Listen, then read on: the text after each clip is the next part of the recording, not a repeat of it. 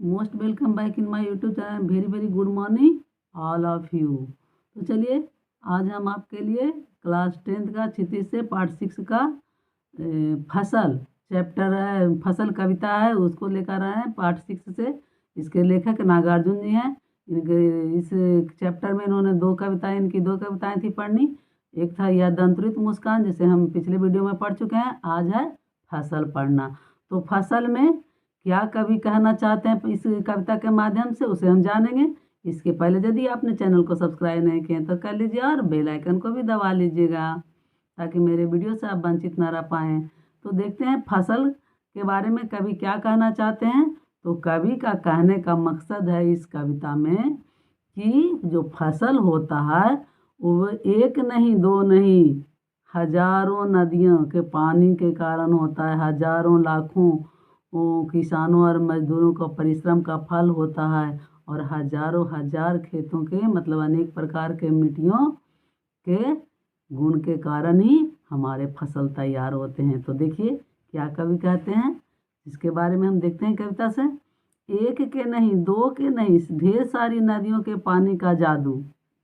एक के नहीं दो के नहीं लाख लाख कोटि कोटि हाथों के स्पर्श की गरिमा। एक की नहीं दो की नहीं हजार हजार खेतों की मिट्टी का गुणधर्म। क्या है फसल? एक नहीं दो नहीं ढेर सारी नदियों के पानी का जादू है। मतलब यदि फसल में पानी नहीं दिया जाए तो फसल नहीं होंगे। तो ढेर सारी नदियों के पानी के कारण ही हमारे देश में फसल तैयार होते हैं। एक नहीं दो नहीं लाख लाख कोटि कोटि हाथों के स्पर्श की गरिमा है फसल। फसल क्या है? एक नहीं दो नहीं लाखों लाख करोड़ों करोड़ हाथों का गरिमा है। मतलब लाखों करोड़ों लोगों का मेहनत का फल है फसल। यदि उस पर मेहनत नहीं किया जाए, अच्छे समय से उसमें फसल नहीं बोया जाए, निकाई गुड़ाई पानी नहीं दिया जाए तो फसल तैयार नहीं होगा अच्छा। तो इसीलिए कह रहा है कि एक नहीं दो नहीं लाखों लाख हजारों हजार हाथों का स्पर्श का गरिमा है ये फसल। एक की नहीं दो की नहीं हजार हजार खेतों की मिट्टी का गुणधर्म। या एक नहीं दो नहीं हजारों हजार खेतों के मिट्टी का गुण के कारण ये फसल तैयार होता है। ये कह रहे हैं हमारे लेखक जो हैं, कवि जी हैं जो नागार्जुन जी। नेक्स्ट स्टैंजा में क्या कहते हैं, फसल क्या है? फिर प्रश्न पूछते हैं कि फसल है क्या? तो इसका उत्तर देते हैं और तो कुछ नहीं है वह। फिर उत्तर अपने को देते हैं कि वह कुछ नहीं है, नदियों के पानी का जादू है वह। क्या है? नदियों के पानी का जादू है। यदि नदियों का पानी उसमें नहीं दिया जाए, पटवन नहीं किया जाए, सिंचाई नहीं किया जाए फसल में, तो फसल तैयार नहीं होंगे। हाथों के स्पर्श की महिमा है यह।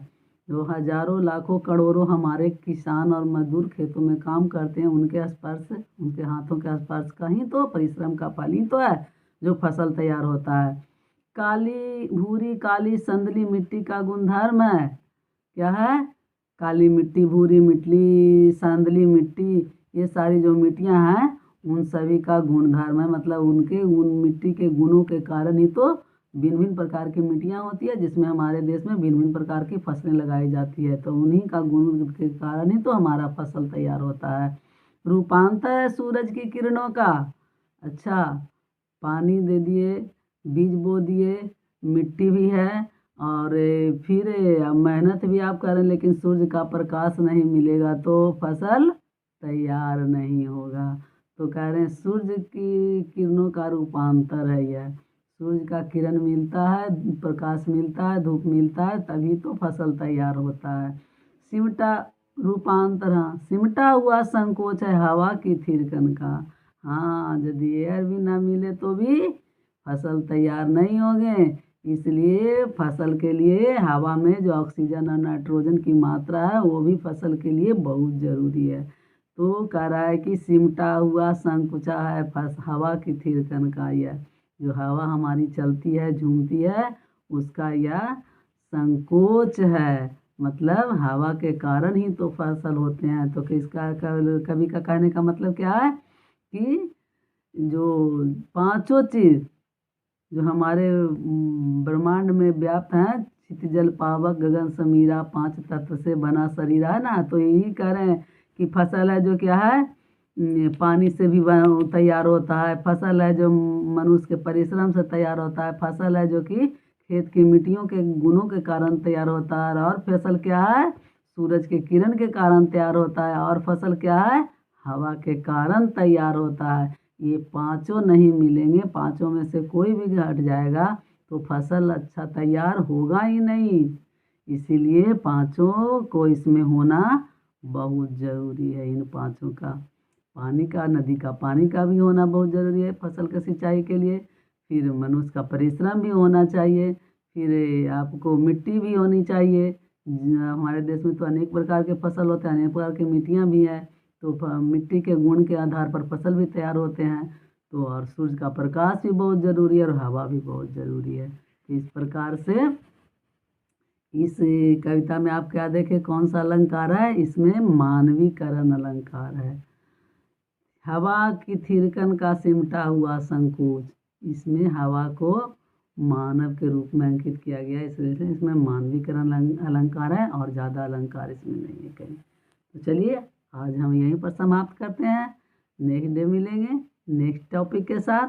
तो अब हम विदा लेते हैं। हाँ, जाते जाते आप लोग चैनल को सब्सक्राइब करना और वीडियो को लाइक और शेयर करना, कमेंट करना भी मत भूलिएगा।